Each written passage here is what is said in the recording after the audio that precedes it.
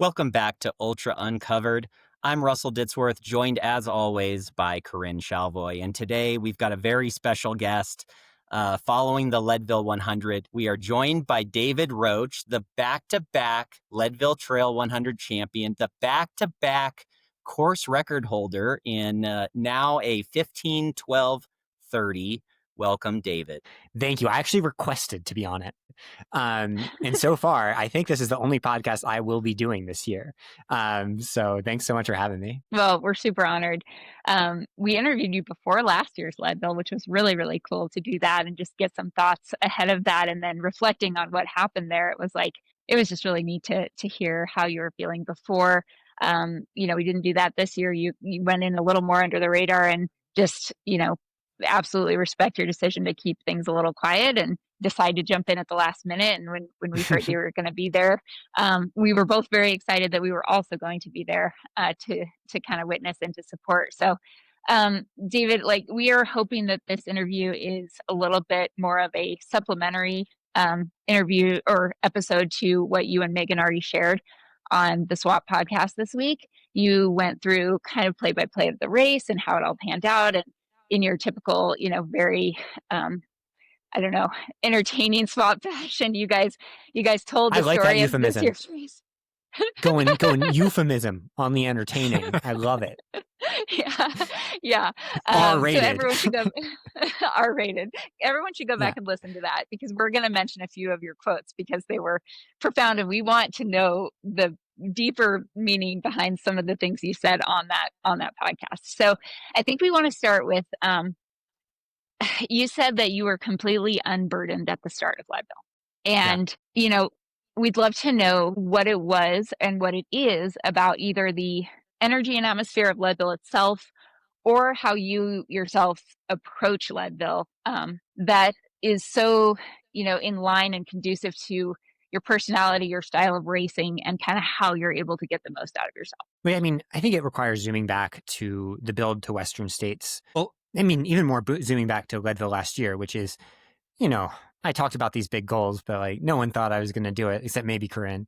And, I had a really good day that kind of changed the athletic context for me in a lot of ways. It ended up being voted International Trail Performance of the Year last year. And that's not something I ever expected in life. And, my style has always been, well, you wear it on your sleeve, you put yourself out there, you just say your goals. And so I did that like I always had done, but I did it in a context that going into Western States was so much more, honestly, untrue to myself.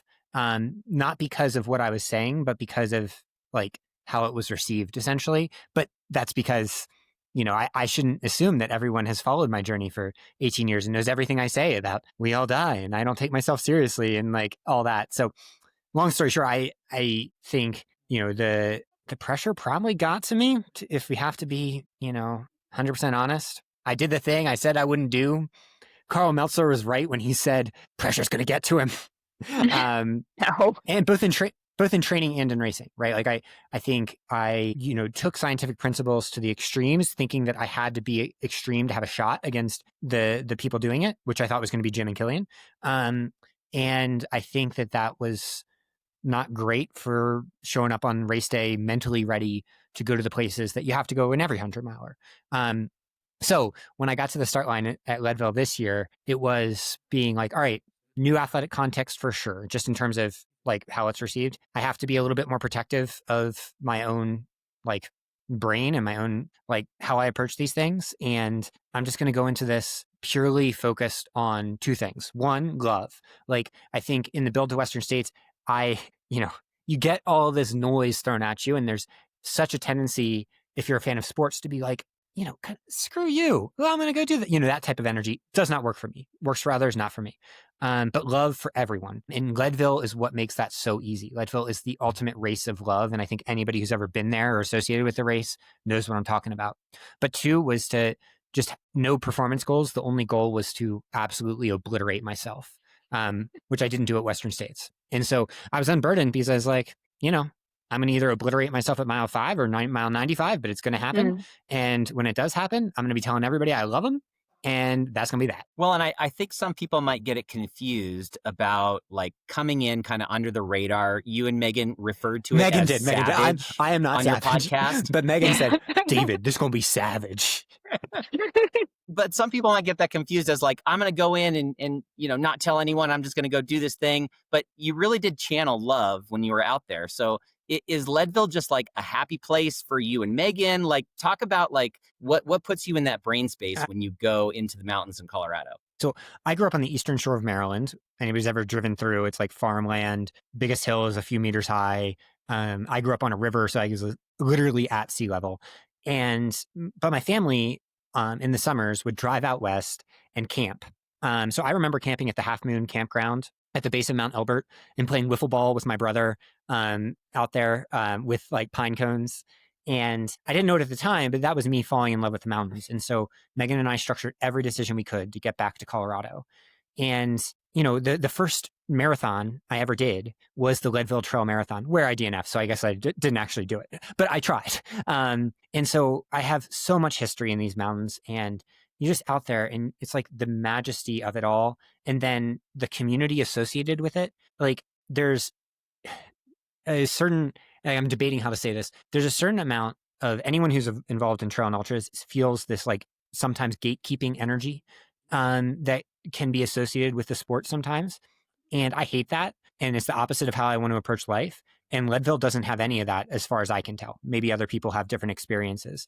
And so I go there and I'm like, truly feels like no matter if I have a great day or not, and I'm in the same boat as everyone that's at the back of the pack or chasing cutoffs, and we're all in it together. And so, yeah, I mean, I think it's the beautiful, majestic natural spaces mixed with, you know, a community experience and a history that is just really emphasizing like, can humans do this thing in this crazy place? Let's go find out with stupid human tricks. Yeah, I want to go back to what you said about kind of the build up to Western, and just just tell you like what a gift that was that you did this for this entire community. Okay, now I'm gonna cry. even though it didn't turn out like that, right, David? Like it was a gift to the entire community. And the fact that, you know, the fact that you made yourself so vulnerable, like every single person who's done this sport has been there. And so, you know, it was so much more relatable than you winning or anything else, that I think, you know, probably created a deeper connection with you to everyone than you would have ever thought. And so I think it's incredibly courageous for you to have put yourself out there like that. And it was a huge gift. So I'm gonna stop crying now, and I'm gonna go back to, I want to obliterate myself, because I think we want to know. I have to jump in. Corinne, we love you so much. You're the reason, like, you know, all of this happened in the first place with like, you know, Leadville and all that. But, you know, Corinne was on my crew for Western States. And, you know, was there and saw just like, she saw it as it was unfolding and unraveling. And I think she probably saw the frayed edges more than most, you know, because she's such an empathetic person, even before that became rips. And so thank you. You know, I do have regrets about it now, not regrets about DNFing, because I mean, I talked about Leadville. I've DNF'd so many times. I'm a pro at that. More just regrets about like, you know, not understanding how things had changed before they had changed. And so, yeah, just, it was a test. And I'm very happy now about that test, but it was not one that I would wish to relive. Yeah. I want to move maybe a little bit down into our question mark, Corinne, down here. David, you mentioned on your podcast, you wore the orange shorts. You know, you're leaning into Taylor Swift's, you know, kind of protecting your space in terms of like the people that really support you. And you know, it was a good analogy, and I'm sure a lot of people have listened to the New Heights podcast with Travis and Taylor.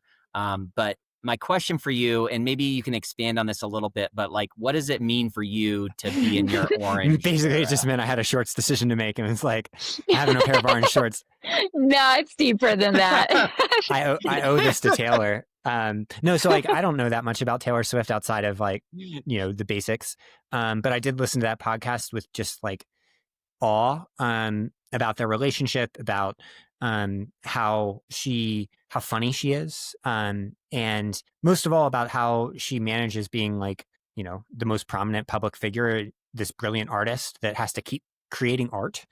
Public figure is not her job. Her job is artist. And the way that she talked and just owned that part of herself, I thought was incredibly inspiring. And so, yeah, it was like that orange. And so her next album color is orange, I guess. I don't even know. I didn't know albums had colors. I'm not, but I was like, I have this pair of orange shorts. Like, that seems Oh perfect. no, she's influenced major brands to change their entire color scheme, like for all of their campaigns the rest of the year because of those two colors on her album. It's crazy. Hell yeah. Maybe I can take credit for some of the running short sales. So yeah, I mean, it is more of a metaphor, not necessarily of her only, but of like the types of people I wanted to channel, which is the four people I was thinking about going into the race and thought a lot about out there was Taylor Swift, of course. But then Kate Courtney, who won the Leadville 100-mile bike race the week before, a friend of ours who messaged, before the race, before Western States, and is so cool. And the way she just does it, like without, I mean, she just puts herself out there. It's so badass. Then Anna Gibson, who I coach and who tries all these different things. She's, one of the best runners in the world, but then also a top cyclist, skier. It does everything. And then obviously Megan. And so, these people that like I just look up to and wanted to channel, like there are some of the best athletes in the world, but more than that, I think they're just their purity of spirit is something like I wanted to channel, because I think sometimes like, at least in the build to Western States, like I couldn't help but like my armor wasn't thick enough. And I think all these women have, armor when it's necessary and then take it off when it's not. And I couldn't really discern that myself. And so got to channel some T Swift and Kate Courtney. Love it. Okay, one last follow up that I just thought of with respect to Leadville versus Western States. A lot of people compare coming into Forest Hill like coming into Twin Lakes, but how do you see that they're different? And can you describe kind of your vibes coming into Twin Lakes the first time, and then also, back the other way when everybody's actually got the first time you come into Twin Lakes, it's not very busy. Let's just be honest. Yeah, I mean, I think it's so similar in a beautiful way. Like, I loved Forest Hill and I always have. It's where the people come to spectate that aren't necessarily parts of crews. And then obviously all the crews and things like that. Also a ton of brands. That may be the biggest difference, is that the brand presence at Forest Hill is so much greater, though there are some at Leadville. So I love that too. Like the people there, that was the most special part of Western States for me, and getting to DNF there, I got to talk to a lot of people. So that was sweet. But Twin Lakes coming in at mile 37, it's just so special because it's like when you kind of know how the race is going before you hit the crux of the race, Hope Pass. And then once you get over Hope Pass, for me at least, the race is in the bag. It's just a question of how you're going to execute the remainder. And this year, coming into Twin Lakes, Director Cody Bear was out there to pick me up with a camera.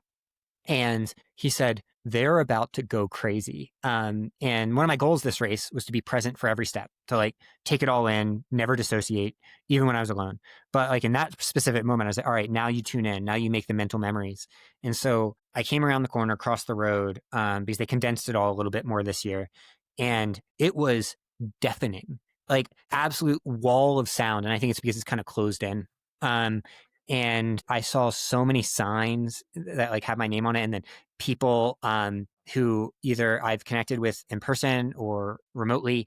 And then one of the coolest things for me is I look left, and you can see this on some of the videos. Actually, there's a younger person, like a kid, running outside of the barriers, outside behind all of the spectators, just with us.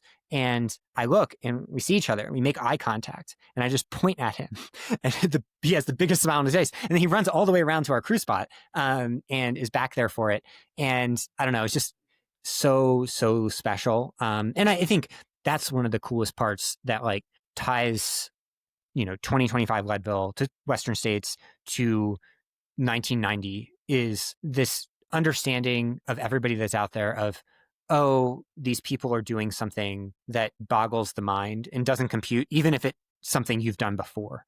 And it's the same vibe that you feel in Golden Hour at these races, I hope. And, that same energy of like, every time I'm at Golden Hour, you look at, and you're like, they've been out there all night and they've just done something that is just truly wild. And I always cry, like everybody does. And, I saw a lot of crying eyes at Twin Lakes too, which is, probably people that have lived the Western States journey alongside of me. And that made me emotional because I was like, even though my brain knew it wasn't true, I felt like I let people down in that experience, that process. And, I came back a little bit savage and hopefully gave him a little bit of a high. Yeah, I mean, all right, I want to shift just a little bit because this ties into another topic we want to go into, but you also on your guys' pod mentioned, so you said it's about people investing in you and that everyone on Patreon specifically invests in you all. And I know you shared with the whole Patreon community right before the race that you were going to do it, but not with really anyone else. I'd love to talk a little bit more about that because it kind of ties into, I guess, my perception of you, David, is that like I feel like you have transcended the typical, professional trail and ultra running prototype and stereotype and I guess just structure in general, in that you and Megan have made your livelihood and your entire lives not only based on what you love to do, coaching and running and researching and being, really, really true versions of yourself. But I think you're kind of like the ultimate privateer in that you are untethered to many obligations that other professionals have that shape how you're doing this how you want to do it. And so I think it would be really interesting just to hear a little bit about that journey. You guys were Hoka and Nike athletes at one time.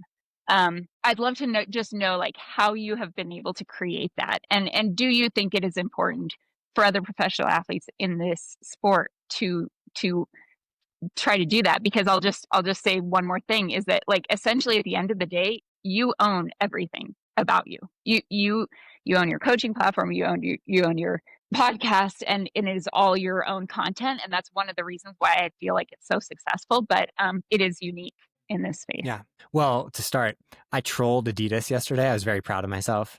We saw that. Which I don't do. I don't do ever stuff like that. But obviously I've sold so many of their shoes by accident that I was like, I have a right to do this. So Adidas commented like, we're glad to help you navigate the pain cave. And then I quoted Carly Rae Jepsen. It's like, hey, I just met you and this is crazy, but here's my number. So sponsor me maybe. Dude, I've sold so many of their freaking shoes. No. So, I mean, I think there's lofty ideas and then there's stone cold truths. The lofty ideas are, we want to run in what we want, run in, do the races we want to do, and generally be like outside of a corporate system. And so we invest in people, not brands. And so any brand we're working with, it is because of the people that have that opportunity, right? Like, the feed would not exist without Corinne, for example. Like she's the one that just did it all. And so, for us, that's the high in the skies thing. But then the stone cold truth, at least for me, is that no brand was interested. Like I ran for Hoka last in 2019, but like they wanted Megan, they didn't want me. And coming into last year, like no one gave a shit, like in a brand sense about that. And I think we had set our brand apart so much in SWAP, like Some Work All Play, that no brand really wanted to be a part of that unless they understood it, right? Like unless they truly got it. Like some do, but a lot of the shoe companies are basically like, that's not their vibe. And so, for us, like, obviously Leadville and Javelino last year would have given opportunities, but I actually did not have much interest. No one really reached out. And maybe it's because they think I'm outside of that world, but yeah, there was no interest. And I talked to Adidas and they turned me down like without even a counter offer, and so I think that's just like the honest truth, which maybe is too much. And like now, I mean, in the way we've decided to build business and think about things is in the same way that we want to invest in people, like we want to give people something to invest in, like be our authentic selves. And if we are for someone, great.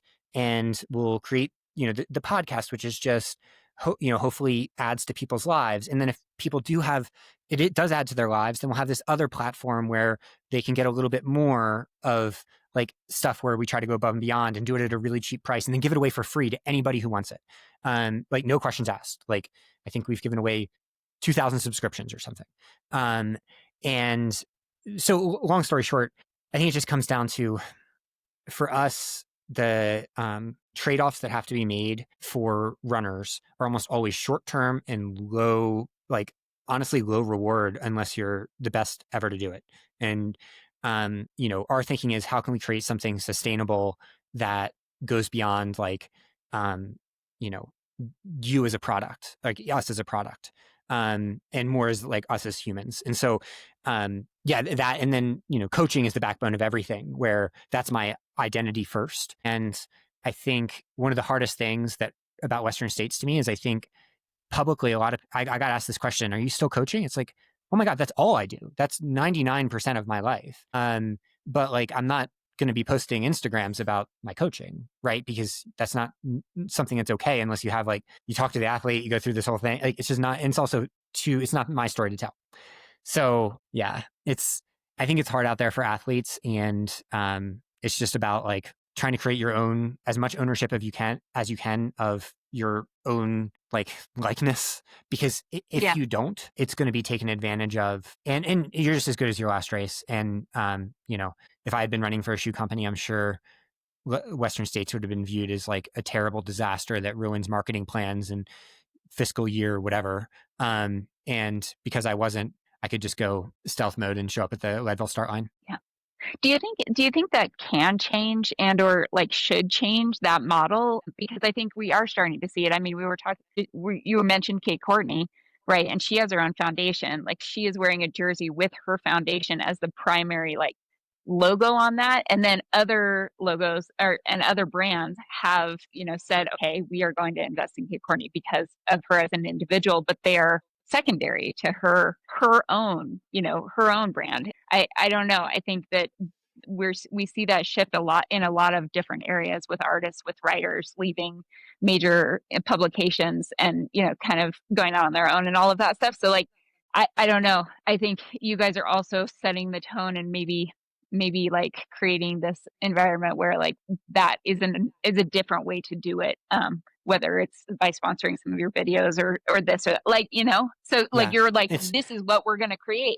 Hans Troyer, who does YouTube videos and like low budget, he's not investing much in that, but it's created this like rabid fan base. And so Hans is sponsored by Ultra, but like his value right now is as high as it gets, not because of his top 10 at Western States, but because of Hans, and it's so tricky because that's like a full-time job in and of itself. Ali Ostrander does the same thing, and it also requires a certain amount of like prominence to do that, or other things like, you can't just go be an athlete, which I think a lot of people want to do. And so it becomes so tricky. But like the hard part is, if you actually know what happens in the system, athletes get steamrolled over and over and over again. Not by any ill intent. It's just the nature of being widgets in a production machine that is trying to sell shoes, or whatever. And it's not the people at the companies either. It's just that's what happens. That's the nature of it. Hence, Leadville going down in competition like year to year because everyone has to be at UTMB, one of those races, because that's all they care about. And like I'm like, guys out there, you go win Leadville, you're getting any shoe contract you want, probably, as long as you're not me. And like that, I mean, that's where it comes in, is how can you make decisions for yourself while still participating in the system enough to benefit from it? And I think that's important for athletes to think about, because they'll often sell their souls for a $10,000 contract when their true value is orders of magnitude greater than that. Yeah, and you saw Mary Denholm have a great year last year. And people are invested in her story too, and she's owning her story. I think no matter what kind of athlete you are, you can own your own story, even if you're not, you know, doing it to the extent of Hans or Allie or other folks like that. And that's really what people are interested in. Yeah, your story, not your results. People are interested in the results of the goats. They're interested in stories of everybody else, you know? And I think that that's so hard because like it requires a certain amount of vulnerability and authenticity that can also be extremely punishing when put into an online like meat grinder that involves, you know, just like we all know what that entails. And so, especially for young athletes, especially for young women, that is immensely difficult. But you have all these models now of athletes that are doing it, like Ali Ostrander being my favorite of all. And, you know, I'm inspired by them, you know, and so like getting to coach Ali, getting to coach Hans, I'm like, you know, guys, I'm just trying to like take you the lessons you're giving and like also, you know, apply them because I think there's so much to be found and just that shared human connection. And yet sometimes that can be monetized and sometimes it can't. But the monetization of that isn't the place to start with. It's the place that comes later. Like our podcast didn't make any money for a few years, you know, that wasn't the goal of starting it. And I think that that kind of has to be the tricky part. And so how do you navigate that in between? Yeah, it's hard. So who's ahead of the game? You were there at the track and field U.S. championships this year.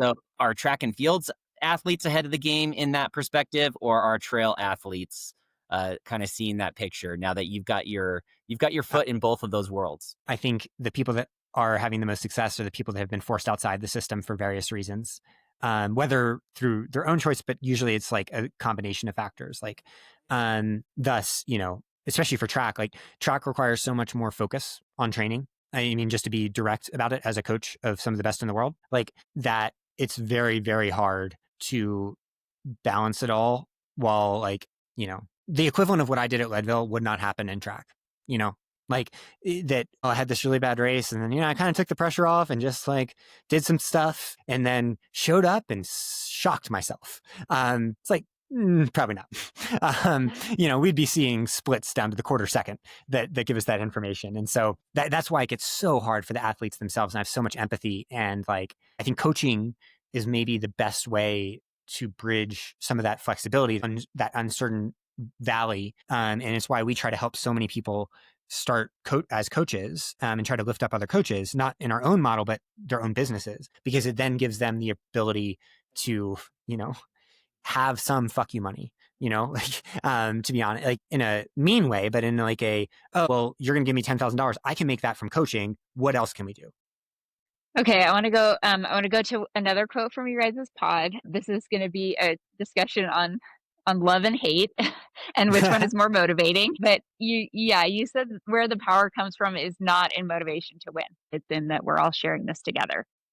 I'd love to hear a little bit about how kind of like what you meant by that in a little deeper way, but also like, does that play into comparing kind of, I think you mentioned having a little bit of more of like a rage or maybe not, you correct me if I'm wrong, but going into Western kind of, you know, how you as a person utilize kind of love versus anger in motivating you. So I'm a huge sports fan and all of my sports idols tell the same stories, you know, the New England Patriots, nobody believes us, though they're not my idol. Michael Jordan. And then I took that personally. I heard a story recently from one of Steph Curry's old teammates that at halftime he would come in, look at his phone, search his name on Twitter, put his phone down, and then go ball out in the third quarter, you know, after reading some mean stuff about him. I'm not sure if that's true, but it sounds true. And I was like, well, if I'm going to try to do this stuff, like I need to become a little bit more like that, right? Like I can't do this as the guy who's like, I love you. And, you know, and that's a part of it. But like, that's not the part that's going to like be the guy because those guys aren't, you know, those guys are coaches. They're not athletes. They're not the champions. And so, yeah, I mean, I held on to the principles that I care about, but, you know, in putting myself out there, like, and also in being the type of person that responds to people that message me, you just get so much weird stuff. And I was like, well, I have two ways of dealing with this. Either I internalize it all and curl up into a little ball or go stealth mode, or two, I try to use it as fuel because I can't, the third thing of don't care really wasn't accessible to me as someone that does care, not about what people think of me, but I care about other people. Like, I think that's the hardest part of it. And so, even though it wasn't at the forefront of my mind, I think going into Western states, part of it was just like, look, I'm going to go do my best. And in that process, I'm going to show people that like, sensitive boys who spread love can also be killers, And what I learned is that actually, that doesn't motivate me at all. When I get out there, I don't care about beating anybody. I don't care about what anybody thinks. All I care about is like the act itself. And so that's why the reframing for Leadville to obliterate myself was a key part of the process, because I am not motivated by obliterating other people or obliterating narratives whatsoever. Whereas I think a lot of the champions are, and when I was able to do that, then I was like, all right, well now, that obliteration is an act of love for myself, and an act of love for Megan, who gave me this opportunity to get back out there and basically forced me to do the race. And so I think in that, it's where I was able to access like amazing amounts of strength. And the interesting part about Leadville and Javelina is that both of them involve, by the time it gets hard, you're constantly seeing other racers from the back of the pack, because Javelina is a 5-loop course and Leadville's an out and back. So it totally reinforces that feeling. Whereas Western States, you're just going down into a pressure cooker, And like, so I think, long story short, it's like, this is the ultimate community accomplishment, because if you look at my compare efforts on Strava, I was like 1 minute ahead of last year until I started running into the other racers. And then all of a sudden it's like, bam.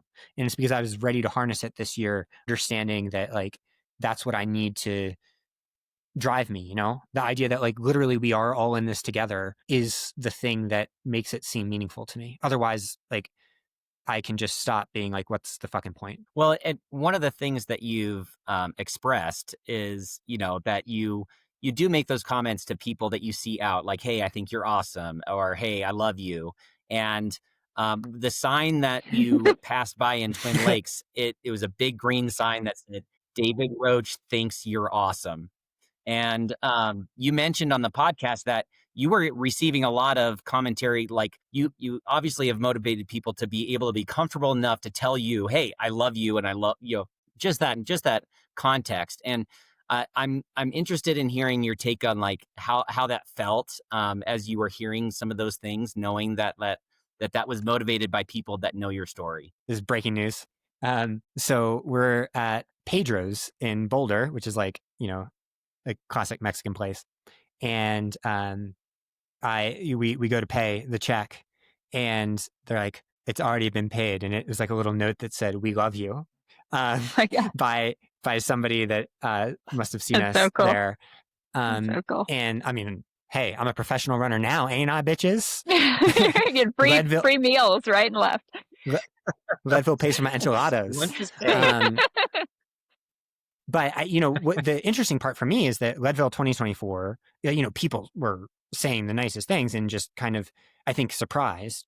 But this year, so many people unprompted said, I love you. And so many men especially said, I love you, because the place I see most of the race is when I'm coming down Hope Pass and they're going up it, which anyone who's run that trail knows it's a beast, And so they're struggling, but I'm also really technically focused, and it's a really important part of the race. And, they just like, the number of times I heard that was just like, can make me cry.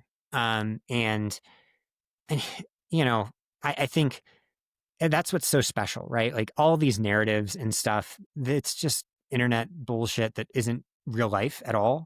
Even the people that are spouting the bullshit, if you meet them in person, I fucking love them, And so understanding that, and that just like literally all there is love. And especially when things get hard for me, that is just the most grounding place, because like, I don't know if my powers come from within me at all. I think it comes from outside of me.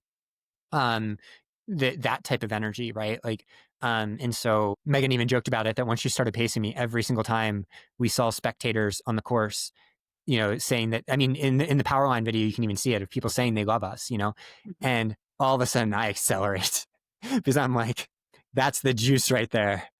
Well, talk about that a little bit too.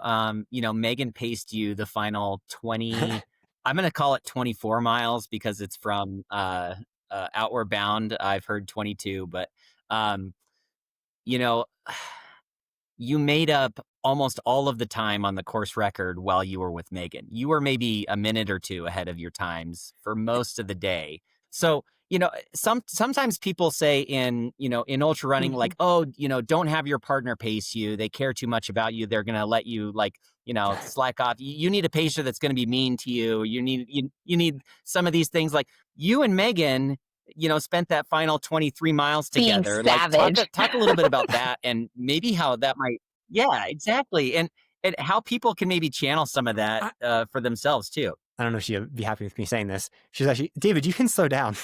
you can just shuffle. You can just shuffle right now. It's fine. Around Turquoise Lake.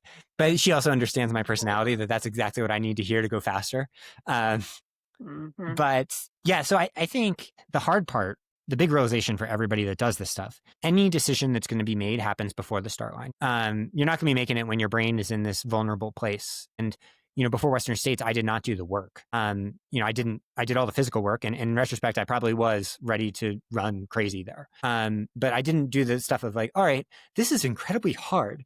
What are you doing when this is hard? Like, how are you going to respond? Because by the time you get there, your brain is not your own. It's somebody else's. And so for us, like, yes, it was a last second decision, but like, that's where obliterate yourself comes from in love. All those decisions were made before the start. And so for me, when Megan was pacing me, it was just, all right, I know how I'm going to internalize this. It's never the pacer. The pacer doesn't run for the athlete. The pacer, what they say is not going to be the thing that changes the game for the athlete. It's just how they can channel what the athlete already knows into reality. And what it requires is for the athlete themselves to be receptive. And so I was so open all day. Like I was just open to the world. And, I was not at Western States for a number of reasons that we've talked about. I felt like I had to be closed off.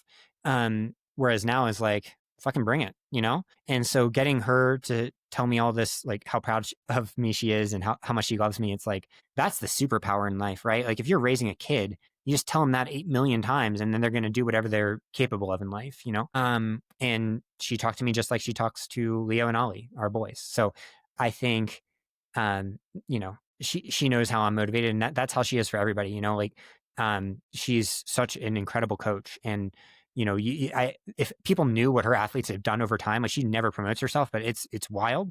And when she does coach in person, it's always this energy, right? This isn't just me. And, I think the athlete has to be receptive. The relationship has to be, built. And then when that happens, I think, people can lift cars when it's done for love. That's super profound and beautiful. I want to go back to I appreciate you explaining that I want to obliterate myself because I think I understand it a lot better now.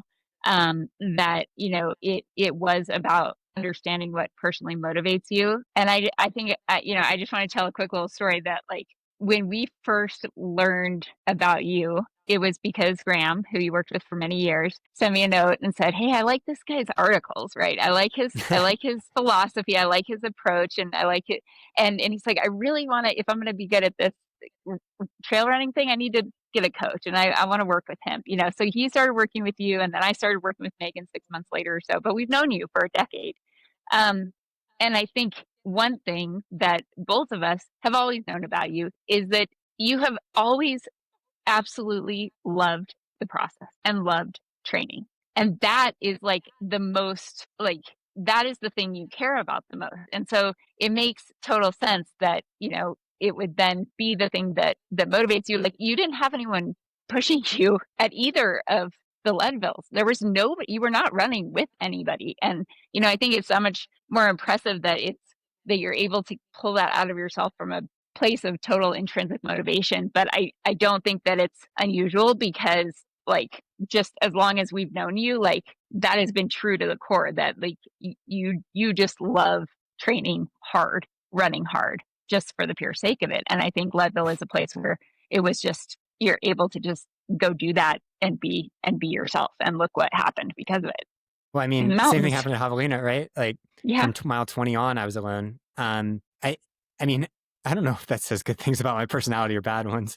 But I think what it really comes down to is like, I actually want others to succeed too. Thus, being in a competitive place it's not that it brings out worse things in me. Like when it's like head to head, it's just that it's no different for me. Yeah. Um, Right. Right. and, which I think is like, if the record does stand, that's probably one reason why, because Leadville is never going to be run in a pack. It's just not that type of race. And as a result, like, I think it often goes to the kind of iconoclast style personalities. I don't know if that's the right word, but, like that's what Ann Trayson was. That's what Matt Carpenter is. Seems like that's what Ann Flower is, or Mary Denholm, where people that kind of just do things their own way a little bit. And so it makes it an extra tricky race. But yeah, no, I think the process is where it's at. And that's the place where maybe the process of the race itself was where I was so keyed in on this one. Like I wasn't aware of splits, wasn't aware of anything, didn't really care particularly. It was just focusing on like the idea of obliteration and love and, all of that. And then like, for me, at least, it helped me run outside of myself, because like to do this, I needed to do something that is beyond what I'm capable of, at least in my eyes. I would have put this at a 1 in 10,000 chance before the start. So, it's interesting because like in not running with people, I was actually running with like all of these people that love me, and I knew that out there, and that keying into that gave me, I think, like superpowers for a day. You mentioned the out and back nature of these courses. And one of the things that we thought was very interesting about this year's race was just how good the women's field was. You coach two of these athletes, Imogen and Leah Mulligan. So I'm just curious, was there any interaction between you and Justin Grunwald or Ann Flower? Was there surprise there in terms of where she was in position? At that point, you would have still been able to cross paths with Katie Asmuth as well. So can you talk a little bit about that? Yeah. Oh, I know. I freaked out every time I saw anybody back there, especially because it's kind of few and far between. But when I saw Justin, I coached him years ago. He's a steadfast supporter of ours. When we faced hard times with the internet, he has stepped up and, he's so respected and stood up for us in ways that we couldn't stand up for ourselves, or at least I couldn't stand up for myself. Megan can. She handles her own shit. And she's a boss. And so I got to see him and, Megan just tell him I love him. And he knows what that means, and he said it back. And then I saw Ann, and did not surprise me at all. I think anyone, like, my biggest skill as a coach might be talent identification. And, I don't coach Ann, but like it's obvious based on her Silver Rush and then seeing her run that she's like already GOAT status. It's just a question of people understanding that. And so I wasn't surprised by the course record whatsoever. I predicted it to Megan. And I think that was also due to go down in the same way the men's was. It's a different era. But she's going to, like, we'll understand why in the coming years if she wants it, just because she's the most special up and coming athlete that we could ever see, basically. So I conveyed that to her. I was like, you're going to go get the course record. This is amazing.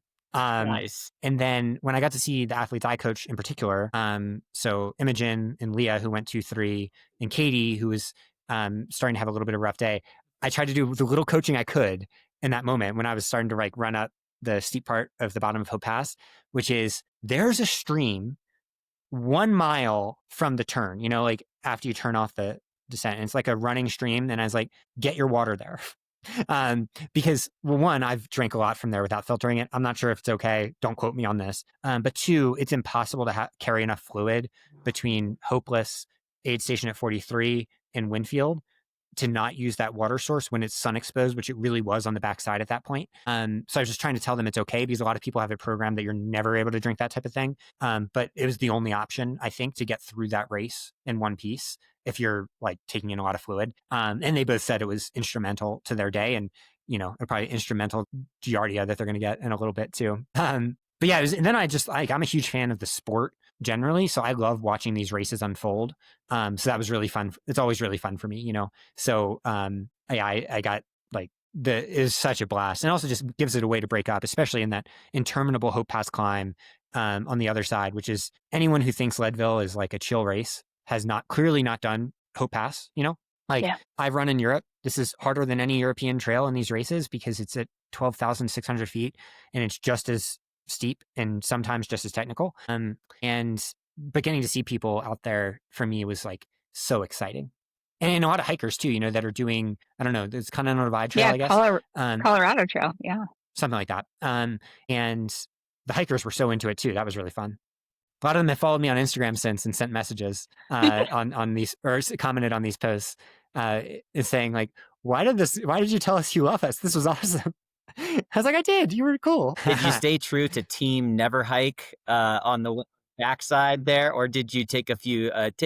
You can take hiking steps. You might have been a little faster, taking a few hiking steps in there somewhere. There's a couple points where there's like boulders actually.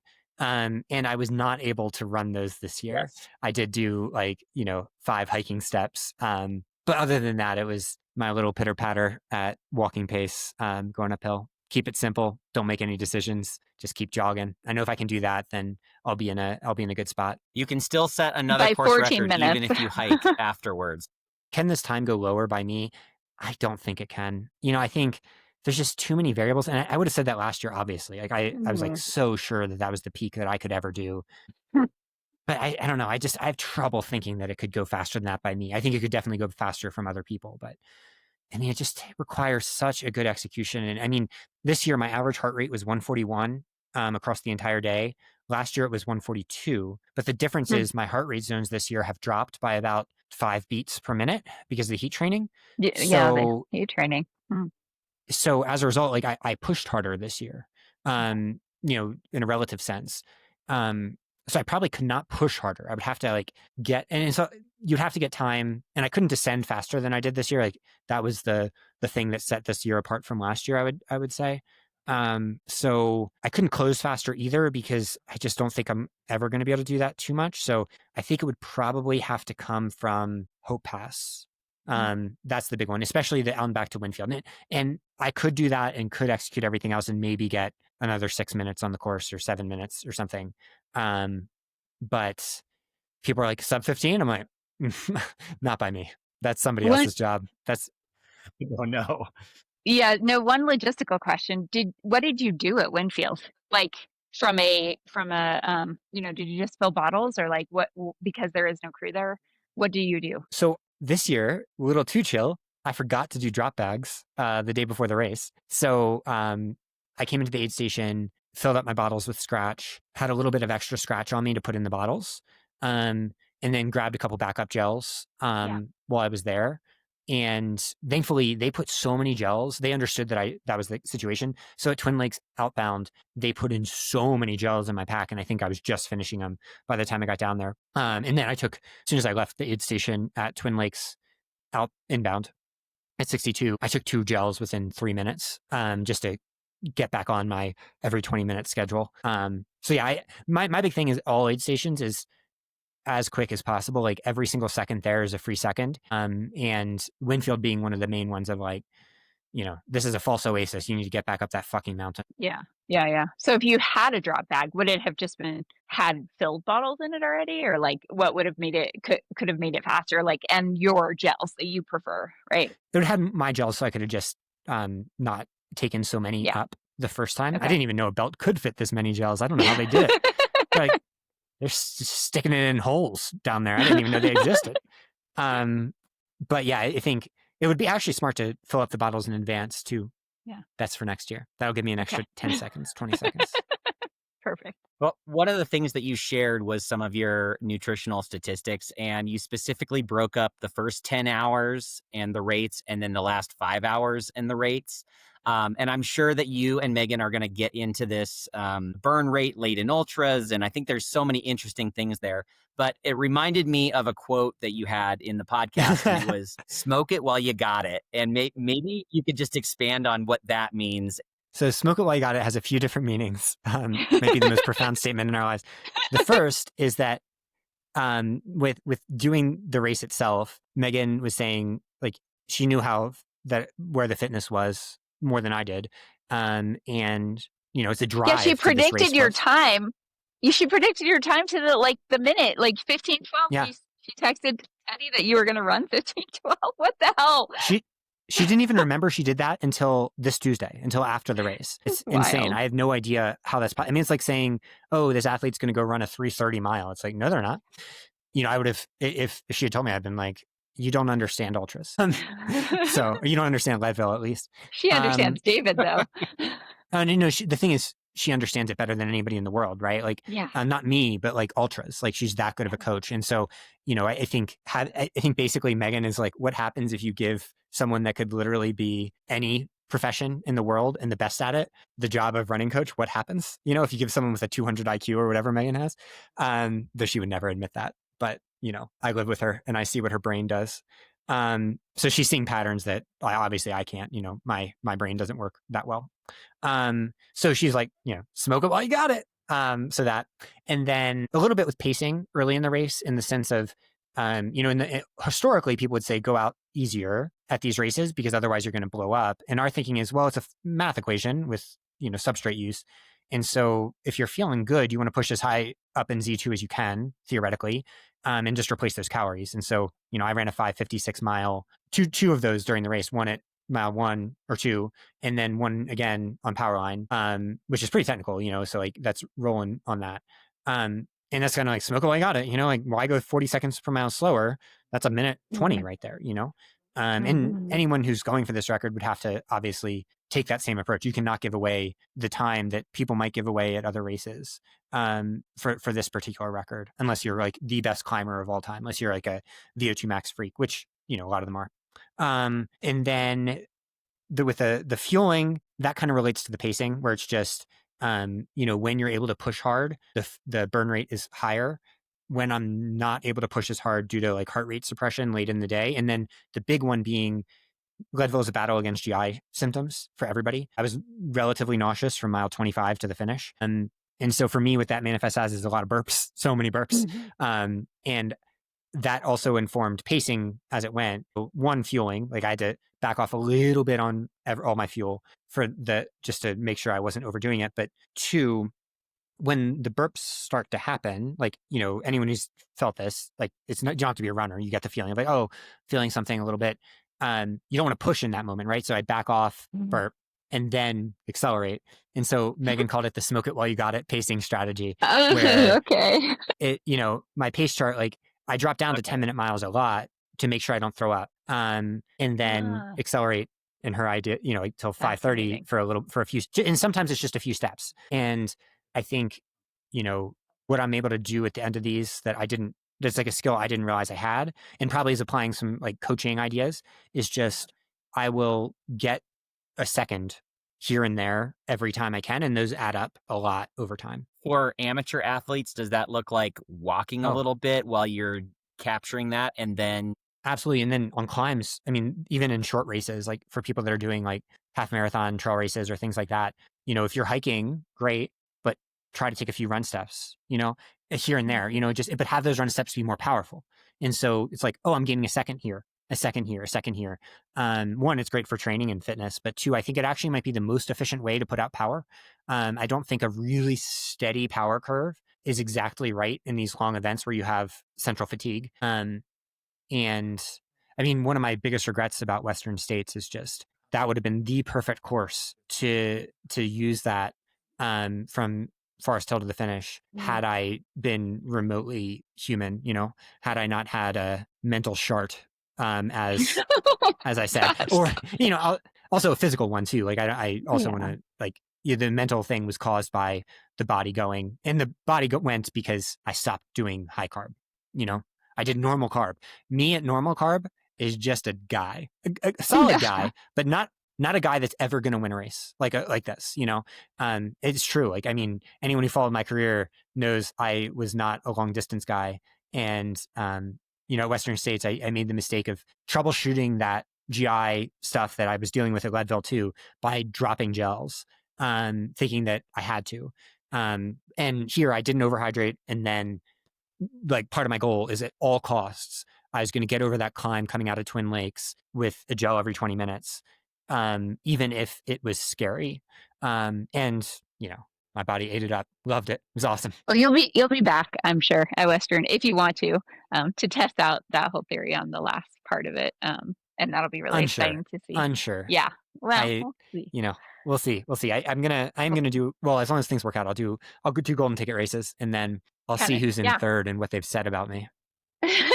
Just kidding. No, but just you're only kidding. going to run on love. You're only running on love. There's no, I know. That was a joke. That was a joke. That was a joke I had to make. That's not actually how I feel about anything. Yeah. I love literally every single competitor I've ever had in this sport. I love deeply. Like I've never run into any issues there. Even if they have issues in their head, I felt nothing but love. Yeah, I think we all know that. Okay, well, last question first of all, thank you for sharing all of this. And again, we really appreciate you coming on our tiny itty bitty little podcast.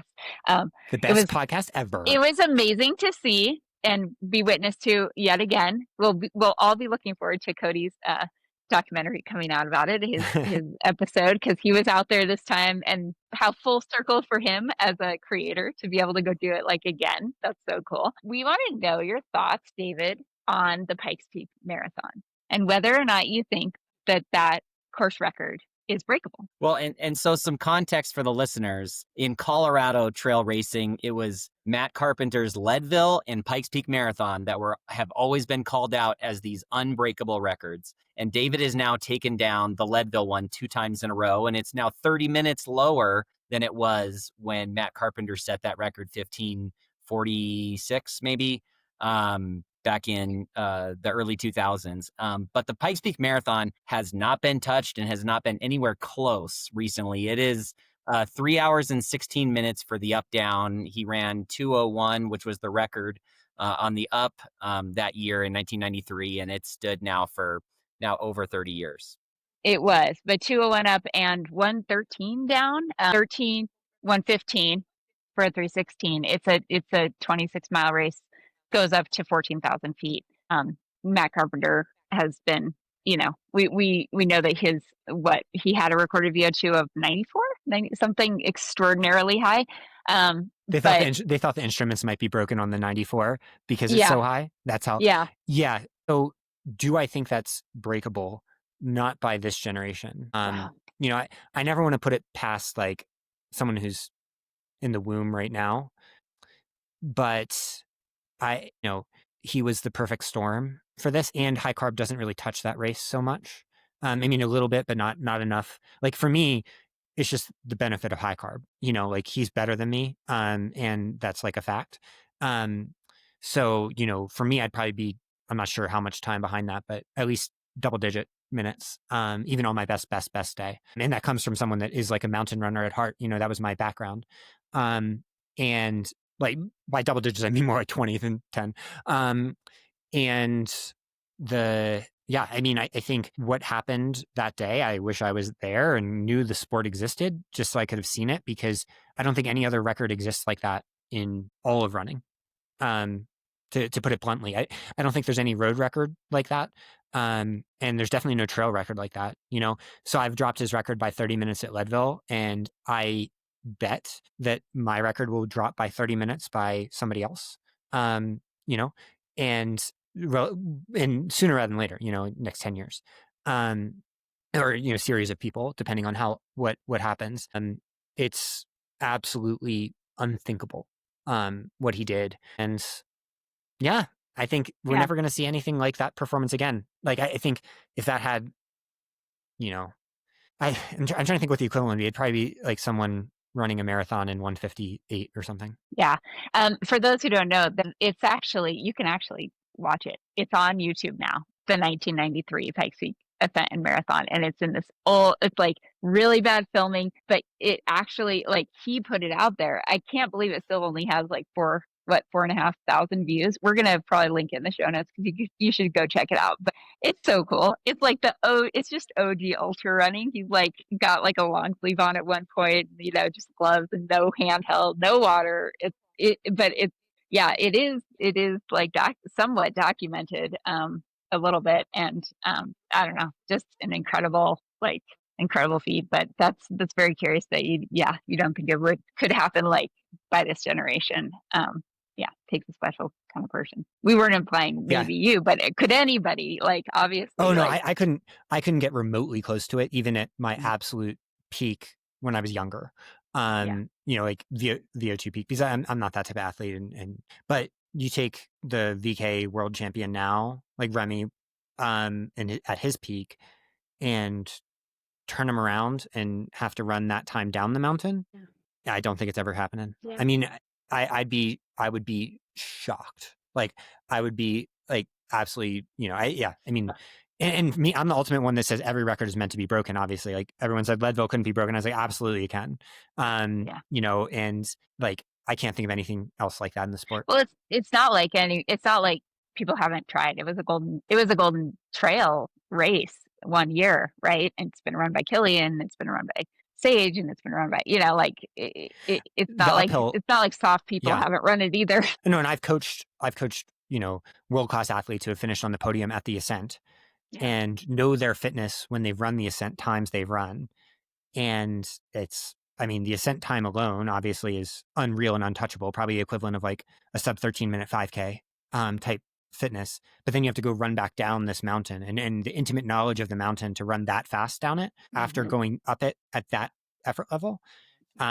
It's only going to happen from, I literally couldn't think of even a fantasy athlete, like a athlete that you make up in a lab that would be able to do that. Well, you said no athlete from this generation, and Killian and Emily have kids, so not to put a lot of pressure on them, but maybe about created in a lab.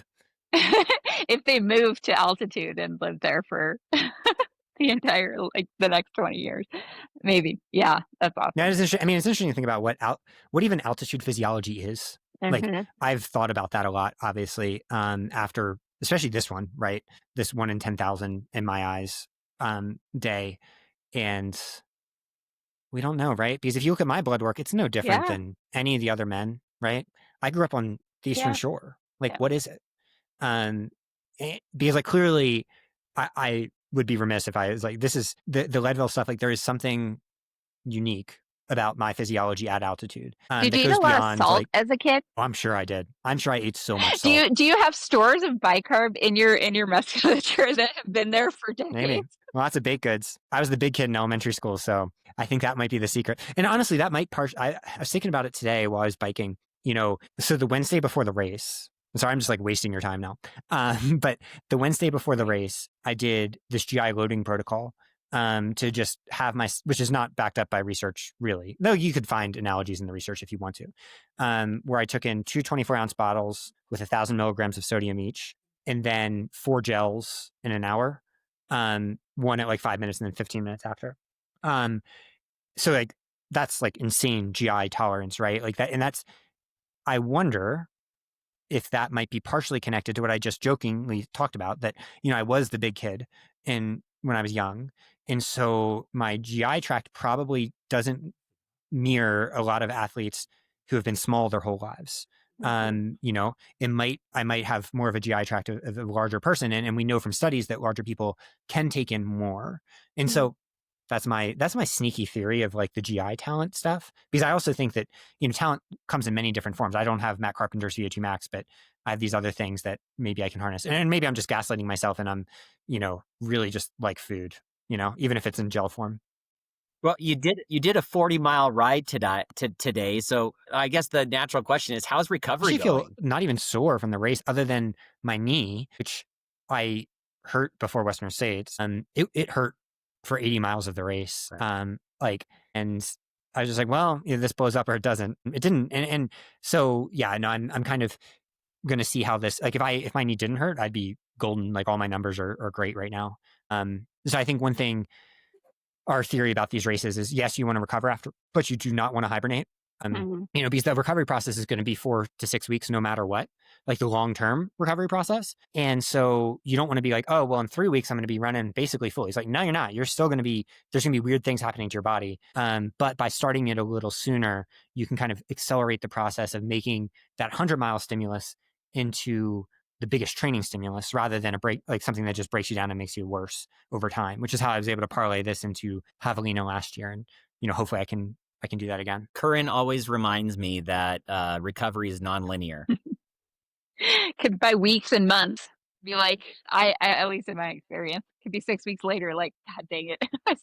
I think it's still that race, but then like a week after you feel great. It's a Oh wild, yeah. it's very interesting. The Western States 100K fucked me up like way more than anything I've ever done. Well, You and know, way more than, do we know how the mental piece plays in? Because I mean, that was huge. Yeah. yeah, because look at Abby Hall. She's going to line up for UTMB, right? And she's like, I feel great. Is she riding the high of winning Western where that can carry her into UTMB, even if her body and her physiology just, I don't know. It's just crazy. That I think the big thing that I hope everyone who ever reads anything I write about this shit understands is that we don't know, Yeah. which is why the science is so fascinating and why, I mean, even with the research studies, there's a study just came out in sports medicine of this replicability crisis that only 25% of studies can actually be repeated. And so it's like, well, studies are not the place to look. You can look for mechanisms there, but that's not the place to look. You look at what people are doing in the real world and then see how that applies to everybody because, taking into account that a lot of them are freaks that are, doing these things. And I mean, it makes it the most fun coaching experiment. And it's why at the end of the day, I think Leadville is such a race that suits Megan and I because it's so tricky in so many different ways. And it's not a fitness competition, just that. It's much more than that. And as a result, there's a lot of little variables that like Megan's genius can figure out ways to solve for. And then my mad scientist willingness to try things that she wouldn't accept, like the GI gloating protocol that I talked about, might also help or not. We don't know what's what. Well, we saw what Megan can do in the last 20 miles. I think she got a number of crowns during her pacing duty with you. So I really hope that 2026 Leadville, we see her actually coming to race and maybe you pacing, and can't wait to see that if it happens. Oh, that's my dream. That's my dream. Then I wouldn't have to go after 15-12. You can just sit on it and just be like, this is good. We're good. We're going to support Megan. I mean, I don't know if we ever talked about this. I'm just talking now. I was trying to get her to do Leadville this year. So I was trying to get her to do Silver Rush to get into Leadville to race this year, but it was a little too soon after C-section. Like it was more to give her like something that motivated her, but I wanted to plant the seed. And so in the video of Powerline, you'll see at the top, I say, so that's Powerline. And the reason is I wanted her to know for next year or whenever what Powerline, like what the steep part of Powerline was, so that she just has it in her back pocket. That's so cool. Can't wait for it. Well, congratulations to both of you guys. I hope you're celebrating hard and sitting in a lot of love and all of the things. So thanks for coming on. And we're really happy for you, David. We love you guys so much. So thanks for having me. My only podcast appearance out.